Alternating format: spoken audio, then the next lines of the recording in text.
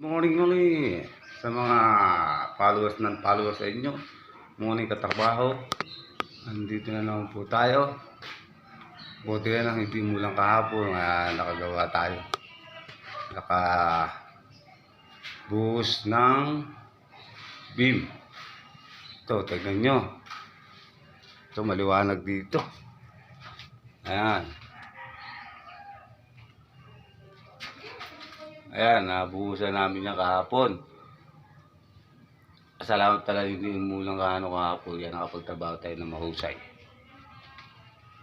Kaya ngayon naman, magbabaklas na naman ng bubong. Pag-layout. Ito po.